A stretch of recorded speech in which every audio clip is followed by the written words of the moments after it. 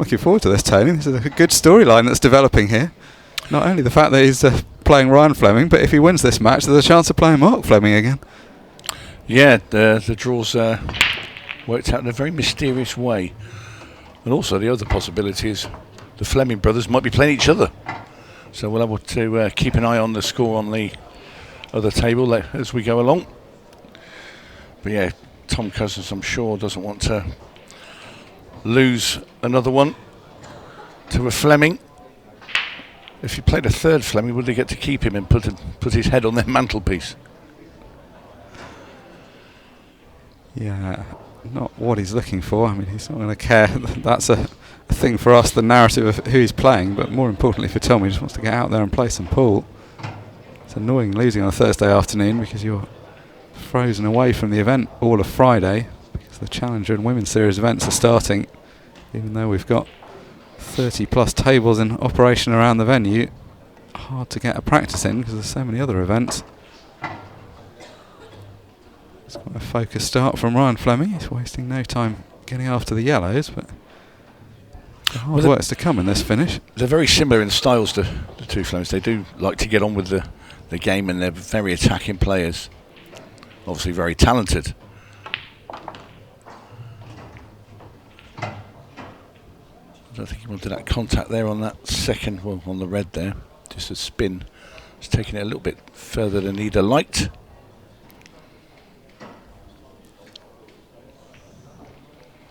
He'll have to have been straight on that into the centre just to creep it past the red, and just would have been easy position onto the last yellow, but now there's a lot more to think about. It's quite an all or nothing style there, so he knows and we know that if he does miss, Tom Cousins will be there waiting. The reds are nicely positioned. I mean, whatever he goes for here is a tough shot. He can take the long ball or drop the yellow into the left centre. It's going to be hard to hold for the second yellow. He's never really going to leave himself a good shot. I think he's just gone a bit far there. He would have had a double had the cue ball not rolled past that red.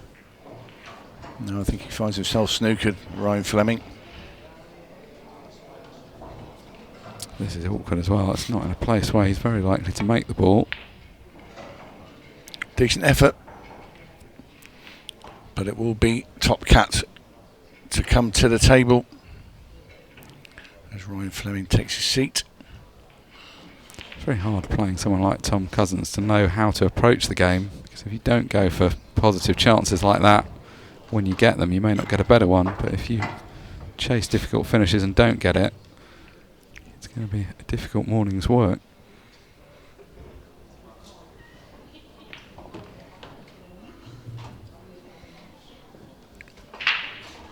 This is exactly what Tom wants. This is kind of a warm-up position just to get him going in the first frame.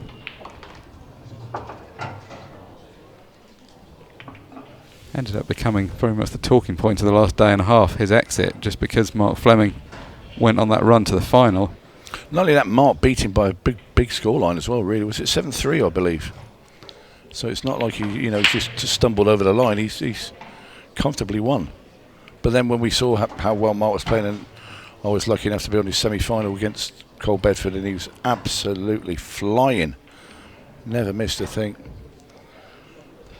That was the impressive thing with Mark. It was the fact he pressed on.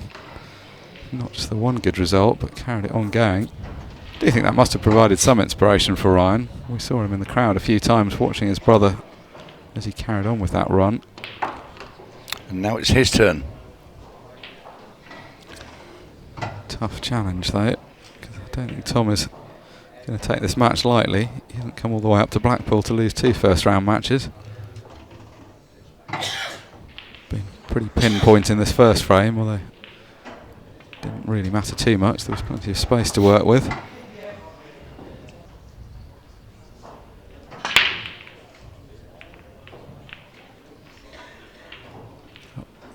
The most powerful, or one of the most powerful front ball breaks in the game, but electing to go with the cut break to start off this morning. Although it plays out with a fair bit of power as well.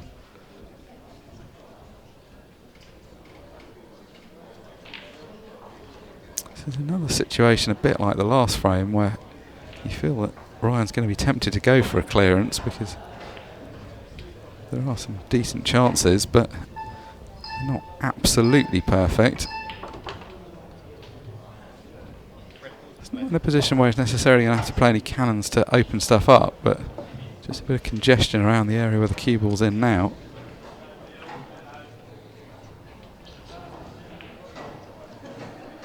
Just into how he gets the middle of the 3 reds potted at some stage without knocking into anything else or knocking into it in a controlled way.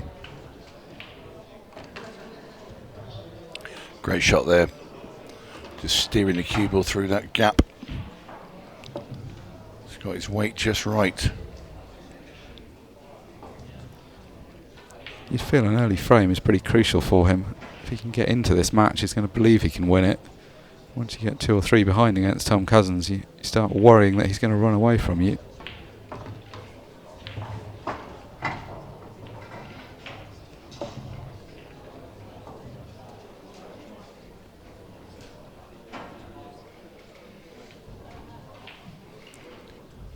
Needs to make sure he's on that red below the black. He needs to be pretty straight on that, which will link up to winning the frame.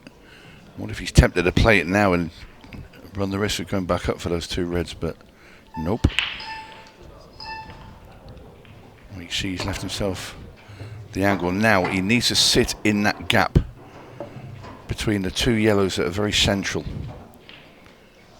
See where the line goes up there. He needs to be into a diagonal line where he can just get through, but he doesn't want too much angle on that second to last red. He wants to be able to stop the cue ball pretty much dead.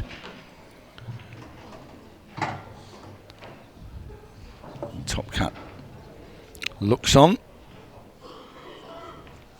He played it this way around because he wanted the ball above the 8 ball to be last, so he didn't have to come back down the table, but he's going to have to again play a precise shot. Looking like he's having to turn the ball over. You can see there, couldn't quite make the potting angle without the side. Yep. And then what he's done is come back an inch there because of the side. It's brought it back a bit as well. Now this cue ball is going to be rolling into the black, so he can't just roll this in. He's now going to have to try and play it. But I'm not sure if he can actually screw out of there without pushing the 8 ball towards that side rail mark. Yeah, I don't think it's going to be guaranteed where he ends up. He may have to try to play it positively and try and get the 8 on and off the side rail. He tried to push it so it came back past the white ball and he can have it back in the other corner, and it's not worked out. He has a double, but it's tight. He's got to squeeze it past this yellow off the rail into the bottom right hand corner. Hold on to your hats. Oh, great shot there from Fleming. Fantastic double, and he gets a round of applause, and rightly so. Good finish in the end. Made it look more difficult the way it ended up on the 8 ball. Oh, narrow getting past the that's yellow the as thing. well. It was tight coming past that yellow. That was near the cushion.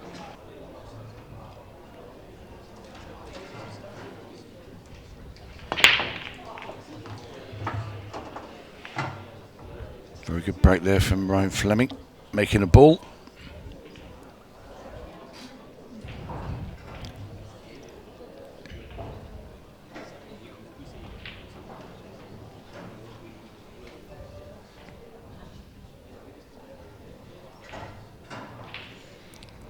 First ball a bit hampered, playing this yellow into the centre.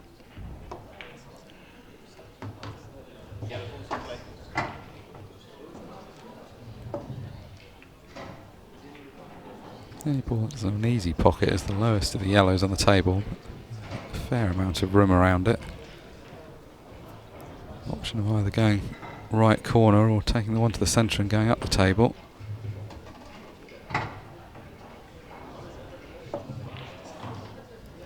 Just a bit straighter than he wanted on the ball at the top of the table. May just about be able to avoid the reds if he screws back in a straight line.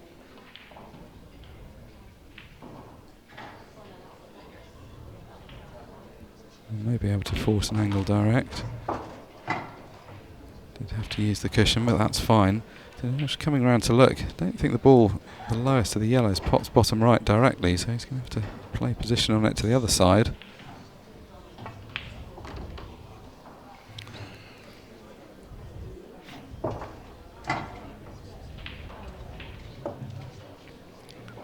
can he just scrape this off the red? Nudge the red out of the way of that yellow. I think it's very tricky because it's going to have to be very, very thin. I don't know if you can. No, he tried to play it plain and push the cue ball through, and he's very low percentage for getting that through there with that thick contact. It's just always going to sort of stop dead nearly. Yeah, I mean, when you look at that angle, he was playing to try and glance off the red and move over, but that never really looked to be on. No. He's got himself in a mess here. Because well, he has, because there's no double. He's actually trying to find a shot for him to play. I don't think there is one.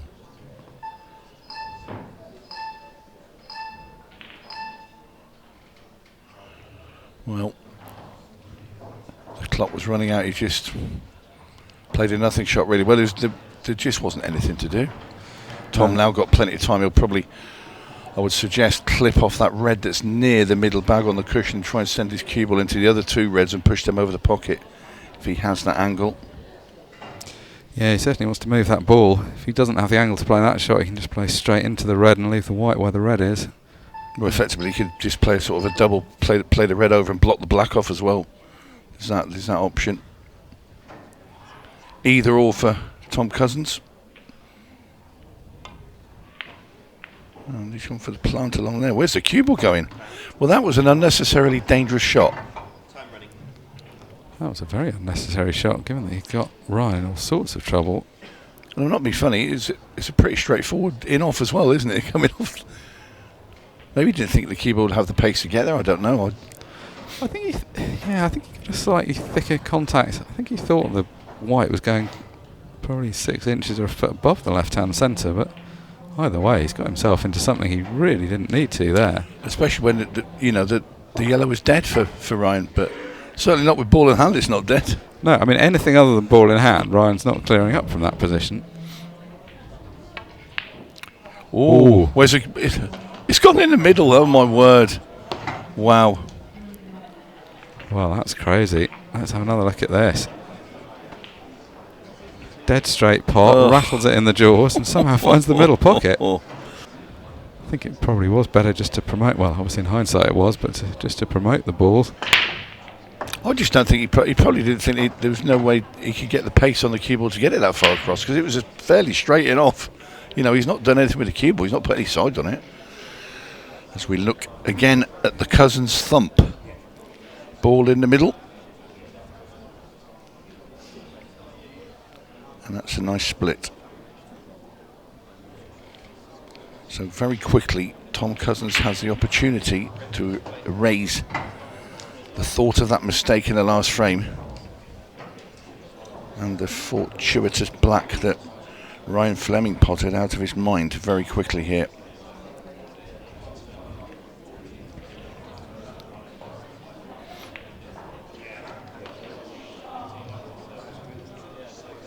In fact, it was early on in the match. A bit of a comedy ending to the frame, but Tom can... Well, you'd love that at 6-all, wouldn't you?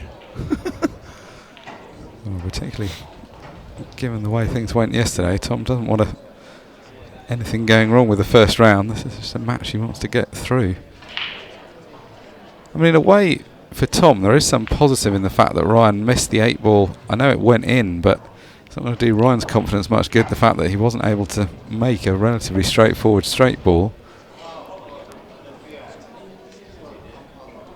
Tom's got himself slightly out of prime position here.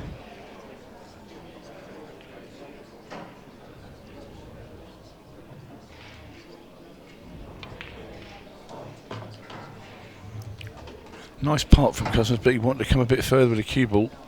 You want to be the other side of that red so he could come down the table and, well, he's going to have to be working his cue ball. I don't know if he has enough angle where he could screw with loads of left-hand side in between the gap of these two yellows and come that way, but that's nearly an impossible shot. So I think he's not come far enough where he can screw straight back. So I don't think he can come this side of that middle off that side rail. I mean, if he could, he'd have been playing it now, so...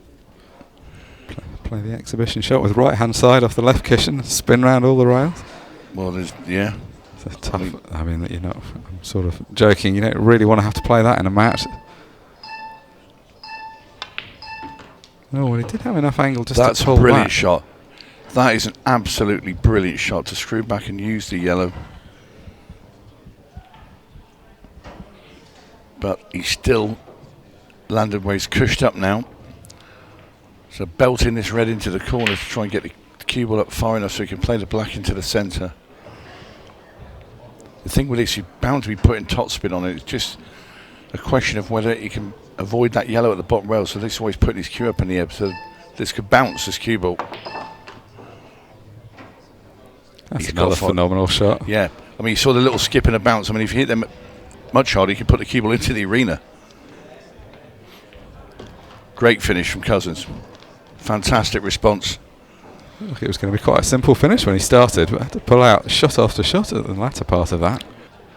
Well, 2-all. Been a dramatic 2-all. It's not necessarily played out the way you would have expected to get to that scoreline. As both players will be kind of happy with the scoreline, the way the first frames have gone. Well, they're both using a similar cut break. And they all seem to be getting a ball in that left-hand centre as well. That seems the favourable pocket to make a ball off that break. We saw yesterday Cole Bedford was also playing that similar break. So this is the break off that quite a lot of players have decided to use. Yeah, breaks sort of come in and out of vogue, don't they? There was a period when it seemed like it was almost a matter of pride with all the top pros that they would always front ball break and no one was cut breaking. The last few months there seems to have been a bit of a trend back the other way. Seeing a few more people, generally a sort of power cut break, but often people are going the second ball down now. Have we seen Chris Melling cut break yet? That would be a highlight moment. Maybe after early loss yesterday, he'll be looking to change things up a bit today. Well, I believe we might see him later today. I think against Sean Sharkey. Not the next match, I think.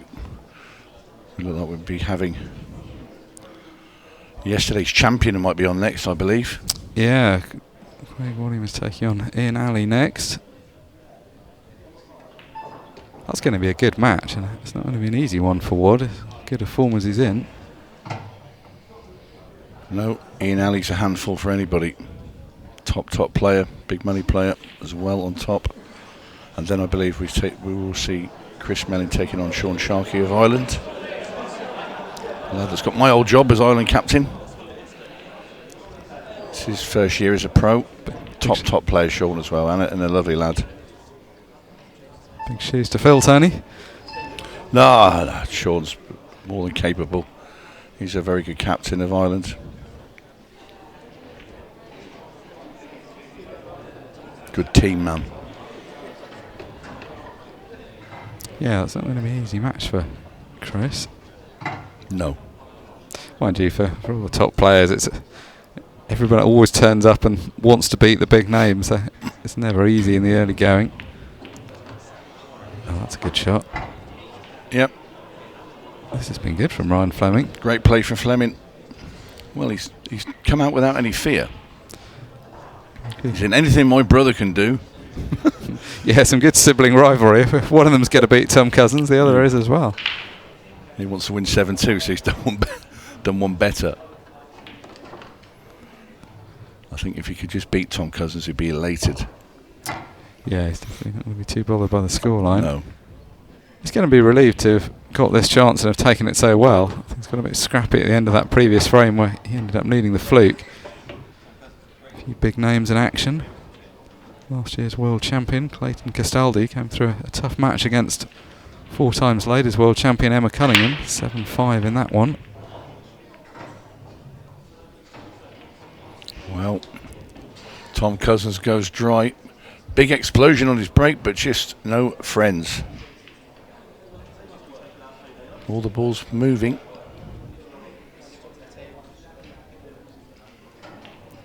And a slight look of dejection there from Cousins as he trudges back to his seat.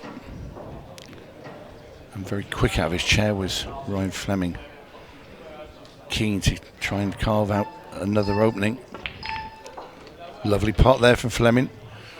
Little problem there is that other yellow just came back into the group of reds there at the bottom of the table, so work to be done, but he does have an immediate friend on the rail here. He could cut down that and try and kick it straight out.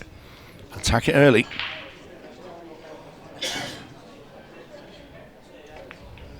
I think this is exactly how we expected Ryan to play. Positive style. Well, he's missed a pot, but he has left it over the bag, but it's an awkward shot for Cousins to play the combo there. The loss and turn's no good. So he's in a fairly strong position there, Ryan Fleming. Be quite happy.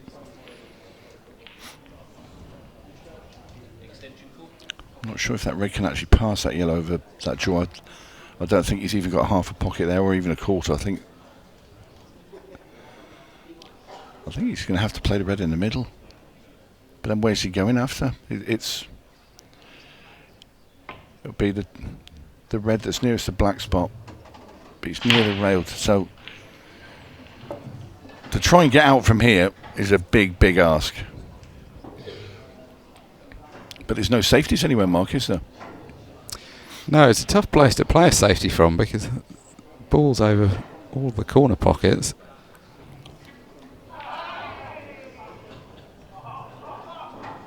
Well, is he going to try and play a loss of turn, or is he going to try and he's pop trying the red to cut. as well?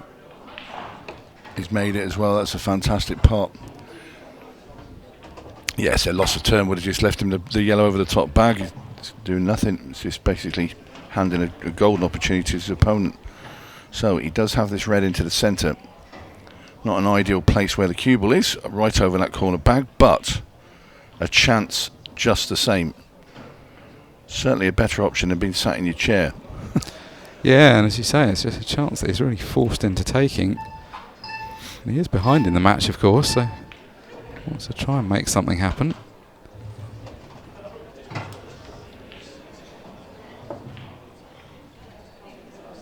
He's got a route to 3 of the reds. It's just about how he handles the one to the right of the 8 ball.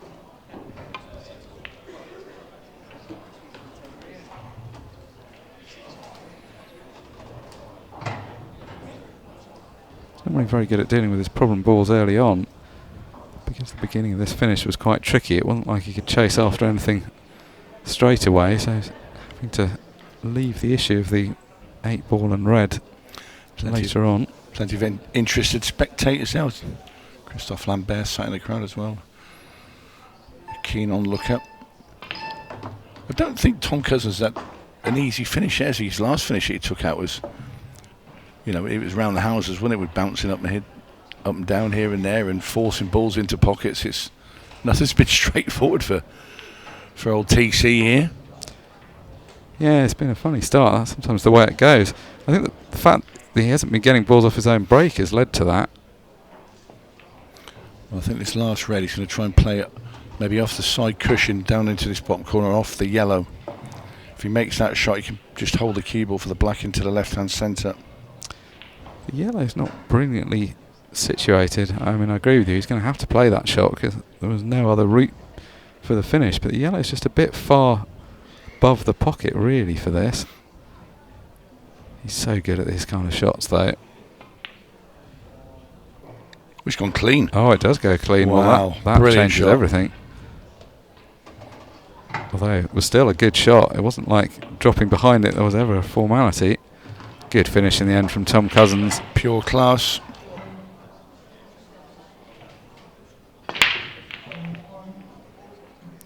This looks dry as well.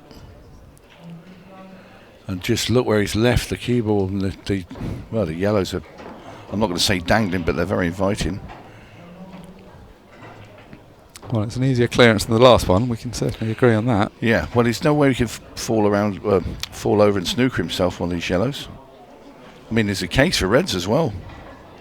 If that red on the right-hand side rail goes off that yellow into that corner, I think the reds are probably easier. It all depends if Tom fancies that shot, because there is an awkward yellow that's near the left-hand centre. And also, if you take the reds, the black's a lot easier. So it's one of them. And Tom is going to go for yellows.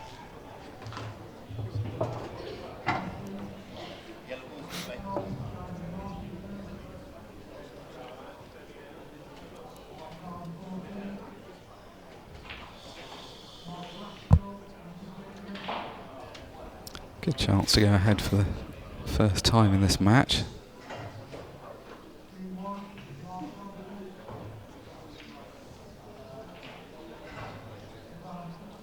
Coming up to the halfway point of the match clock.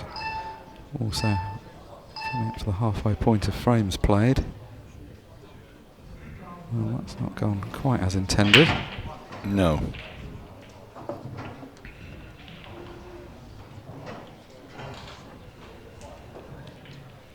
No, this is a bit sticky now.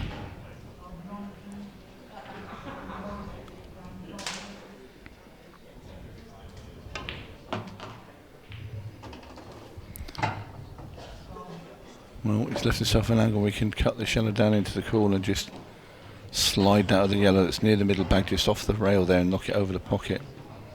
If he gets this, then he's up. The last two yellows are linked. I'm going to say the black will probably go into the top left-hand corner. Big shot this. A little bit thinner than you'd ideally want. It's a good angle, but you've got to take care of the pot still.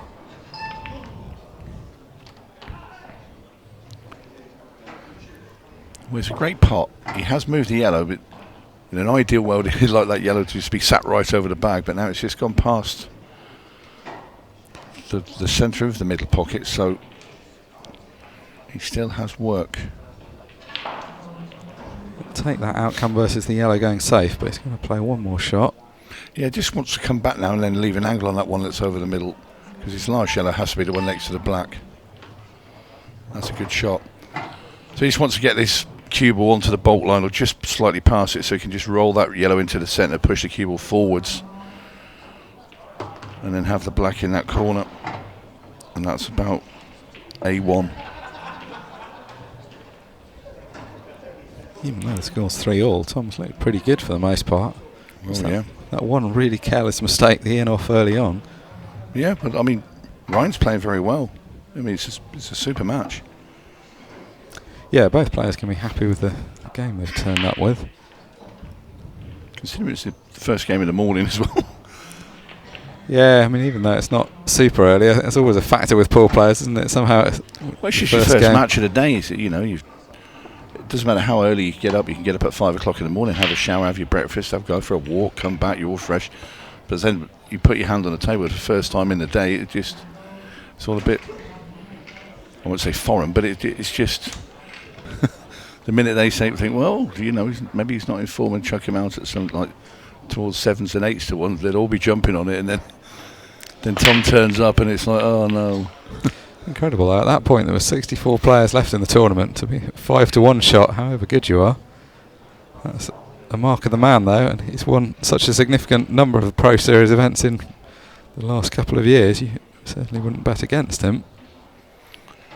No.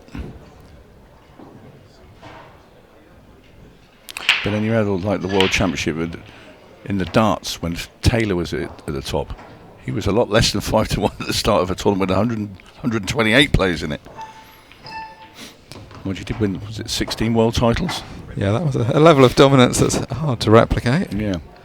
Yeah, of course, seen Phil Taylor in one Ultimate Pool event a while back. That's right, yeah. Not quite as handy with a pool cue as with a dart, but nice to see the crossover nonetheless.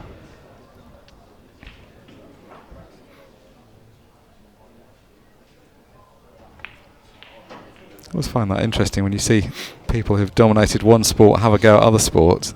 They've always got the competitive instinct, and generally if it's a sport that needs coordination, they're very good at other sports of a similar ilk. Yeah, it is. I mean, you look at Taylor, I mean, it's for all those world titles. I don't know what the record is, I don't know what I'm going to go and say this, but I think there's an Iranian squash player that was a world squash champion for like 20 odd years, I think. Something ridiculous. I don't know where that fact's come from. Somebody's going to probably shout, no, he wasn't. I think if you get discredited by any of the audience, yeah, it'd be a bad morning. It's something like that anyway, and I'm not going to. I won't be putting money on that, but I'll just in the back of my mind somewhere I sort of remember something like that, because there was a discussion of who's won the most, sort of, or dominated the sport for the longest, and it was this guy in Asia. Anyway, back to the pool. It's quite easy to go off on a tangent again. With Nick yesterday, it was jacuzzis and swimming pools, which was quite a bizarre conversation for a first thing on a Friday morning.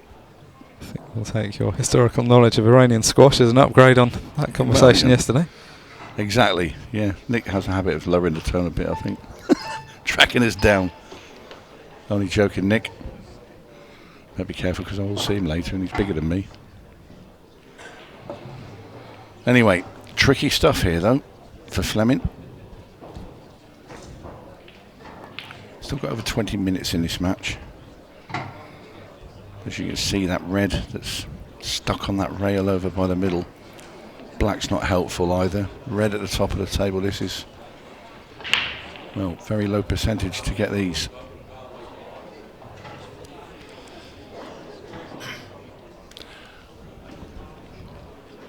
You sort of find yourself keep going, you know, there's nowhere now to really play safe. No, he's gone for the cover, I think.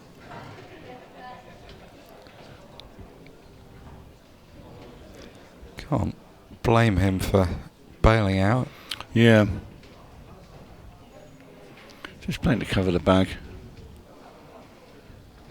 Just didn't, you know, he had no angle to do anything there, so it's just pointless in potting it. But we know what Cousins is going to do. There will be a loss of turn coming very shortly. And he will remove that red that's over the bag. That's the thing, isn't it? Generally leaving the ball right over the bag isn't tactically that advantageous. Covering a pocket of this rule set often means leaving a ball in the area of a pocket, not right over.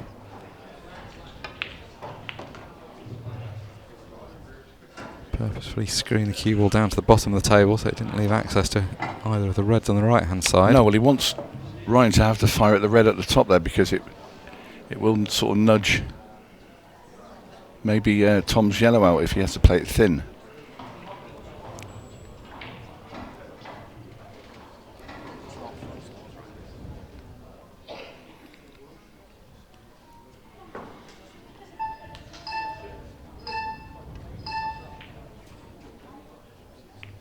Oh, he's gone off.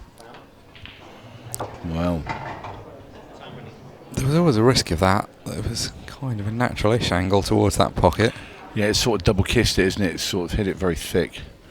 See it again. If you see, look, see the second bump of red onto cue ball, pushed it into the corner pocket. Not necessarily the wrong shot from Ryan because he didn't really want to move that red too far. And even having gone in off, the fact that the red is still tied up is some kind of insurance for him.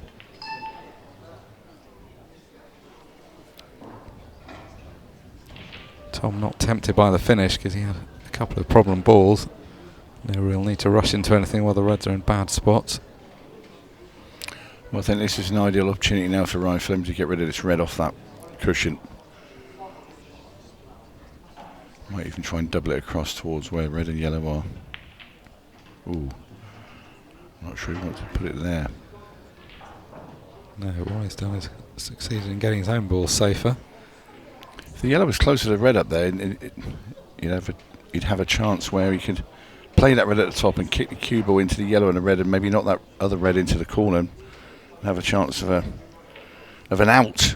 But I don't think Cousins is going to leave him that shot.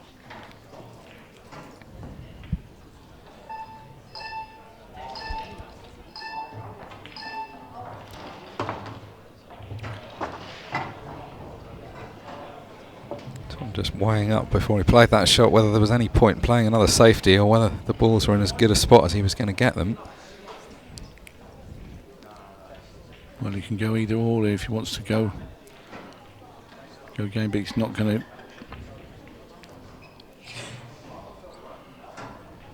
Clever little shot again, just clipping off his yellow and pushing Ryan Fleming's red out the way of the yellow ball that Ryan's red was guarding.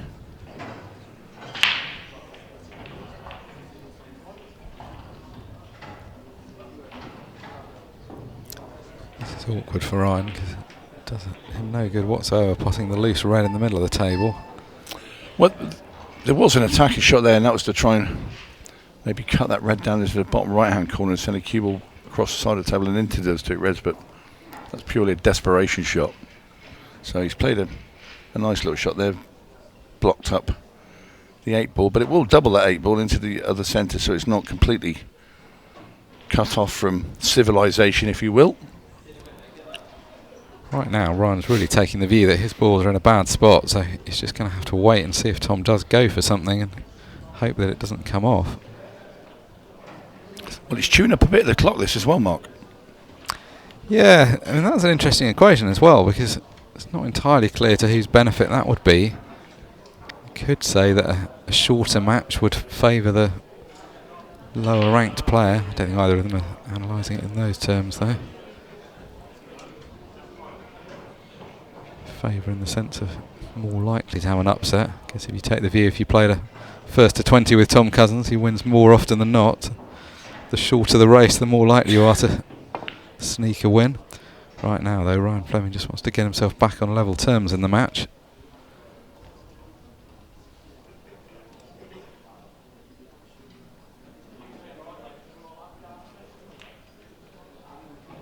He's fairly happy with where the red is at the moment, so he doesn't want to dramatically move the situation.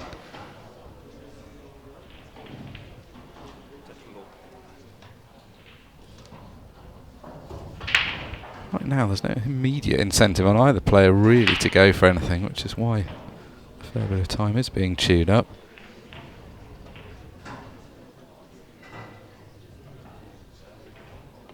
Tom's in the better position because of the number of balls, and obviously they're on the outside as well of the clusters.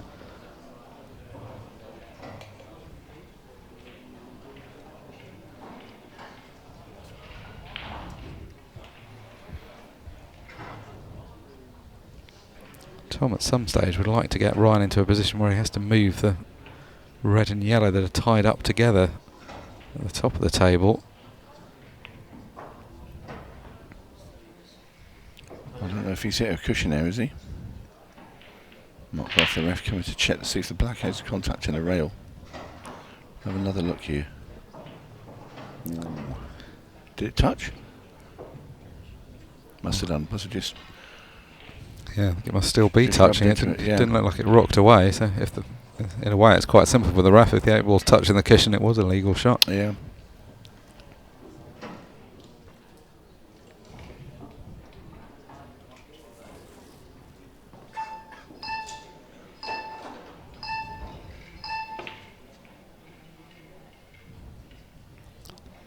Well, not as played, but he'll take that. Well, handy little snooker there.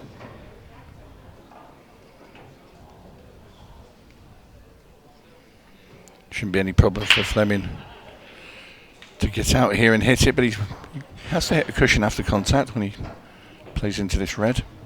So he won't be able to just roll into it. And that's freed the black. That would have changed Tom's approach, I would imagine. Not going to attack just yet. But he'll now be looking to be a bit more progressive now with this frame. And he can afford to be, because anything that doesn't involve opening up the 2 reds at the top of the table, he's still going to be the favourite. And the fact that he's now got balls over a couple of pockets makes it much harder for Ryan to play safety.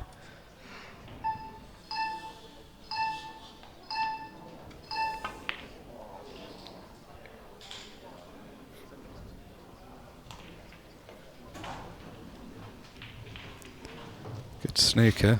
In an ideal world, Tom would have preferred the yellow that's gone up the table to be a bit further away from the 8 ball.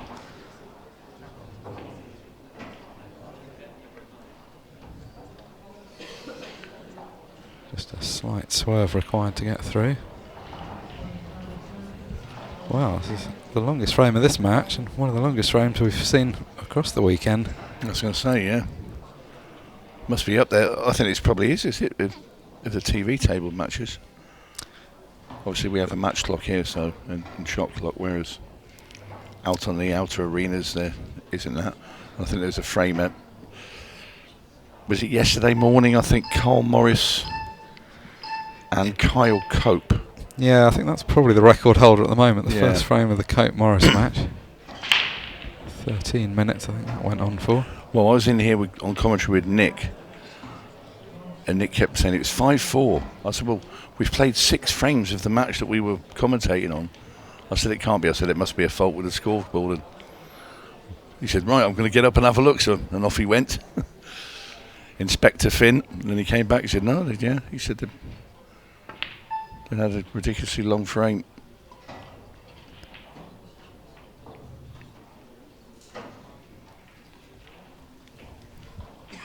And in fact, actually, the frame I was thinking of was at the beginning of the Fleming Morris match, the 13-minute one. I think the Cope one was probably even longer. That was, as you say, on the outside table. Yeah, that was 20-odd minutes, I think. Well, we played 6 frames in here, so it might have been more than that. Might have been even pushing the half an hour mark.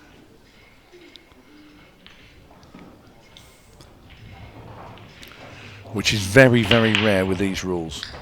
So very rare with these two players, because it's not like Mark Fleming's exactly known for messing around. He's played some very attacking pool for most of this match.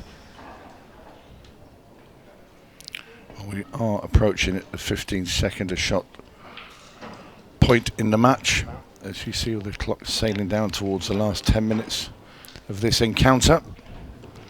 That can make it quite hard when you're involved in a safety battle to be playing with the short shot clock. Obviously a fair bit to think about. In with ball in hand for Tom.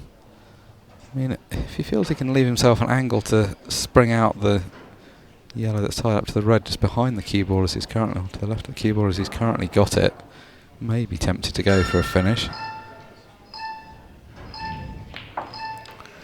You heard that. The bell that pinged, and now we are on 15 seconds a shot. Well, characteristic with ball in hand there. He's completely missed the cannon he was playing for. Yeah. He's trying to get a thin contact on the red and just skipped past the outside of it. Great shot there from Cousins. He's brought that one into play. Don't think he's on one of the yellows. Could he play the plant? Or he's going to come down and play the one at the bottom? I think it have to be that. But he's going to have to get the cue block, so I think he needs to play the one over the bag next. That's fine. And just at the right time, Cousins has just pulled out a great shot, and it's going to win him the frame. Like as soon as he heard the bell for the last 10 minutes of the match, he decided it was time to go for it. Obviously helped by having ball in hand at the beginning of the visit. Almost like when you hear the bell on the last lap of the 1500 metres, kicking for home. And now the fact that so much time has been chewed up is definitely not to Ryan Fleming's benefit, because he's the player that's got to win at least 2 more frames to get himself back into this match. Yeah, that'll be the first time in the match that he really is feeling relaxed in terms of the scoreline. He always looks pretty relaxed in terms of his demeanour. Not done yet, of course, but 5-3 is a good spot to be in with the clock ticking down. Now, can he make a ball? If he doesn't, he's got a problem. Well, look where he's left the keyboard. I don't think there's anything particularly easy for Tom Cousins. In fact, I don't think he's actually left him anything. So you'd expect Tom to just play some sort of safety containing shot now. As we look at Fleming's dry break. Well, Tom's very happy, of course, to waste a bit of time. They tap around for a few minutes before a ball's potted. That's very much in Tom's advantage. Still not a completely straightforward finish. But he's dealt with 2 of the problems. It's a much more straightforward finish now he's got those 2 balls open. Yeah, Tom will be annoyed with himself to casually give away that sort of, that sort of foul. I mean, how often do we see time fouls? Not very often, do we? So rare. We've only seen one other borderline one, which was in the Carl Morris match yesterday, and that was ruled not to be a foul. I think in the end it was just that the... Do we even get one per weekend of 2 events? I wouldn't say the ratio's like that, Mark, would you? No, I wouldn't. And especially, I mean, it was just such a nothingy shot, wasn't it? Yeah, exactly, yeah. I mean, I understand it because they've just gone into the 15-second shot clock portion, and when you've got an open table at the beginning of the frame, you're not generally thinking about rushing, so Tom just got caught out. It was casual, though. That was exactly the right word. Yeah, I was about to say it was quite casual. There's been relaxed about everything, but there's just been sort of horizontals, laid down, there's laid back. There's no question if Ryan Fleming goes on to win the match that will be a key turning point. Well, he's certainly going to win this frame. This is going to bring it back to 5-4. And as you can see, after he's deposited these 2 balls, he's going to have about 6 minutes left on the clock. In fact, a few seconds north of 6 minutes as the black goes in, and Ryan Fleming punishes Tom Cousins' time foul.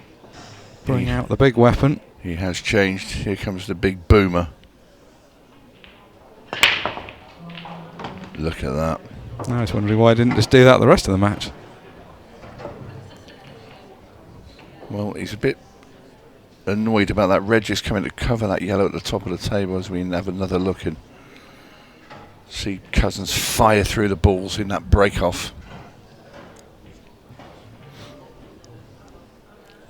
But he thought when they saw the balls were splitting, he thought they were going to be great, and then that red just come across and parked itself in the way. So it's a cut shot now with a red into the centre. Didn't time foul that time. Has anybody ever done 2 in the same match? I mean, that's I would fairly confidently say no, just because it's so rare you even see 1. Yeah.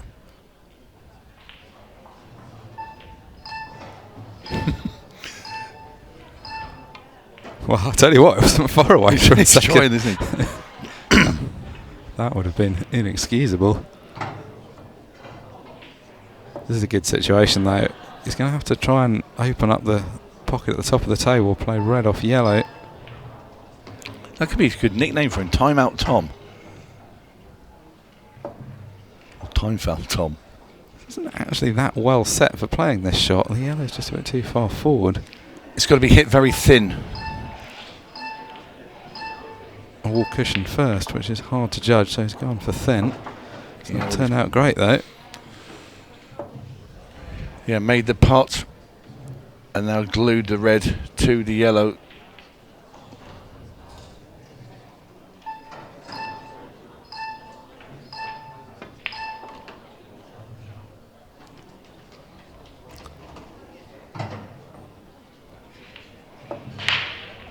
Not the easiest path up the table. Looks like he is intending to go for this. I mean, there is a case for just bailing out and playing a containing safety here. Very, very close again. Well, oh, what a shot he played, but no good if you don't pot the ball. No. We're a bit tighter down on these rails now, on this Apollo table, made by Rasson.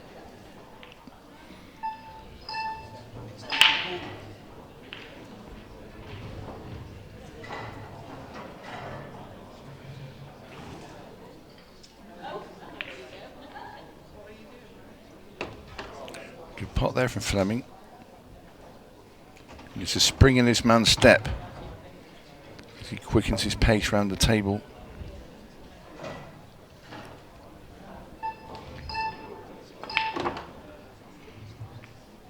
Oh, couldn't have a better park. Parking the white there, splitting the 2 yellows. Perfect.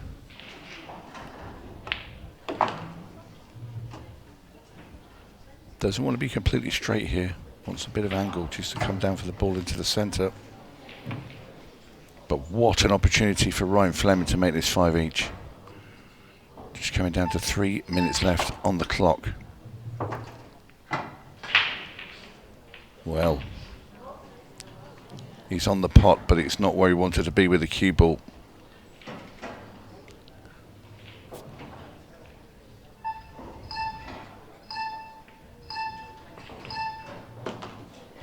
We tried to play it with check side and come back past the black ball, and it's not worked out. So it's either thin cut or double into bottom left.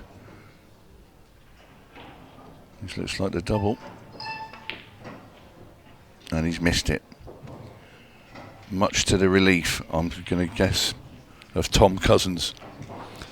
Yeah, that would have been 5-all with 2 minutes remaining, and then it would have been anybody's game. You see, Tom Cousins now is glancing at the big clock behind him now. He's Yeah, I think he's fed up with this beeper and the buzzer. That's okay. He was in time there. And that is absolutely perfect position onto this last red. And this will probably now seal Ryan Fleming's fate. He's had his chance, but Tom Cousins is going to get 2 in front with, well, he'll want to use all his time here, will he? No, and then he played one a bit quicker than I thought he would. I thought he would have just run down an extra 10 seconds off that. I think he didn't want to hear the beeps again. No. He's done with the beeps. Yeah, he's sick of them now. The winner of that match will play the winner of this match. So, needs a ball and needs a good layout, because it's going to have to be a very quick clearance from Ryan Fleming if he's going to have any chance. Well, he's made the ball. He's going to have to go for these. Red's his choice. They're not sat badly. He's played a loose first shot though. Still got a pot.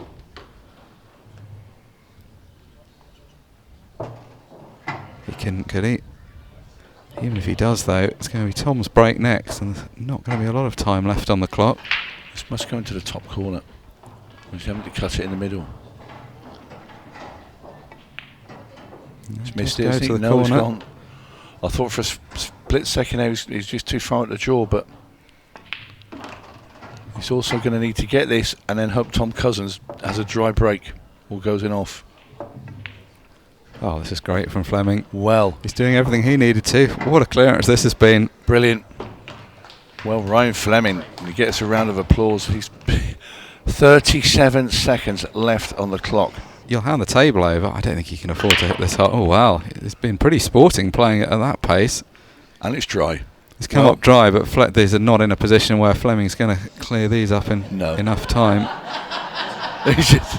Yeah, and he's resigned himself to the fact there's no chance. Very good sports. And he is quite a character, Ryan Fleming. Nice fella. Wow, what a pot. Can he pot the 6 balls in 10 seconds? It's going to be too little too late, but what a match he's played here. It's just been very entertaining stuff from Ryan Fleming. Almost nicked an unlikely victory to join the one that his brother took over the same opponent. Ultimately though, Tom Cousins, the long-time Ultimate Pool Pro rank #1, does get the job done. He'll be mighty relieved, because there were some moments in that match when that did not look a foregone conclusion.